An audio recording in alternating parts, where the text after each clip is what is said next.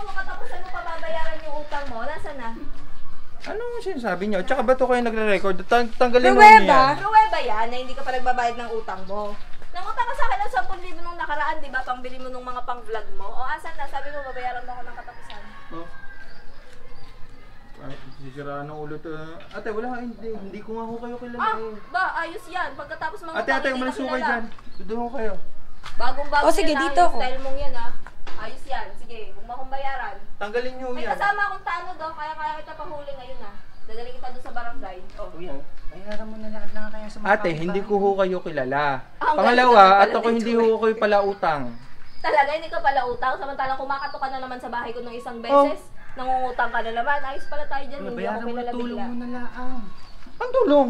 Ito tutulungan eh. 10,000 yan, hindi biro yan. Tsaka hindi yung tulong ha, utang yun. Ako nga tumulong sa kanya, pambili ng gamit niya, naging tulong. Ngayon, Ate, babayaran pera niya, ko naging yung tulong. binili ko ng mga gamit ko. Nananaginip ata to. Nananaginip ka, boy. Nangutang ka sa akin nung nakaraan. Lockdown talaga, wala kang trabaho ngayon. Oh. Oh. Andun yung kapatid ko nung nangutang ka. Ate, tigilan nyo ho yan. Kuya, bayaran mo na lang. Puro pagpapasikat, ayaw na lang magbayad, tapos nausapan sana. Wala nga ho ako matandaan na may utang ho ako sa inyo. Sa Facebook, masisira image mo. Sige. Oh. Ate, wala nga ako utang na tatandahan ho sa inyo at hindi ko nga ho kayo kilala. At saka, Yan, o sige, makikita ng lahat na ganyan ugali mo, hindi ka babayad ng utang. oh, sira ulo to. Ako pa si Raulo, sino nangutang, hindi na babayad. Kung sino pang nangutang, siya pa galit. Wala nga akong utang. Ano? Hindi ko nga. Tulong mo na nga lang sa mga nangailangan. Oh. O sige, ganito na lang. Sumulat ka dito, pumirma ka dito, magpagawa ko ng kasulatan sa barangay para hindi mo matakasan yung utang mo. Pumirma ka dito, tapos ang usapan natin, bayaran mo yung utang mong 10,000 sa akin.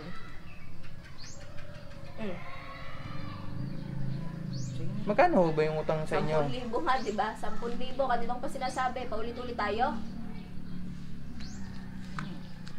Pumirma ka na lang dito. Asya, amin na ho, amin na ho. Na matapos na. Pumirma ka dyan. Pagkapirma mo dyan, kunin mo yung ayuda niyong magkapatid. May bigas dyan, may delata, may noodles. Kasya na yan, pang isang buwan. Ano kuya? Anong pilingan ng paprank? Isang prank! Kailangan yung yan o, tsaka si Popsi. Tayo kaibigan natin, si Kayo Bea. magsialis, kayo nakakayamot kayo. Wag ako, baby, wag ako. Nakakayamot kayo eh. Isang prank! Na-prank na naman namin si kuya. Ganyan pala mangutang yan si Kento. Ganyan po mangutang Namumutla yan. na po, namumutla na po si kuya. Galit na siya. Kabado, ayan na.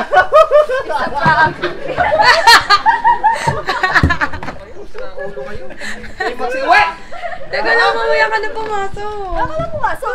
Ako na muna. Kunin mo yung ayuda mo ah. Talagang effort ha, effort. Salamat po sa ayuda. So, kuya, it's a prank! Balik, kinuntsaba ko po yung mga kaibigan ko para i-prank ngayon si kuya. Kaya, Say hi sa mga barangay salamat guys. tanod. Salamat Popsi, Bea. Eran, Bea, tsaka kay Risa. Maraming salamat sa kanila, sa effort nila. Success! Success ang prank Masaya. namin. Galit siya. Success! Bayad mo ah.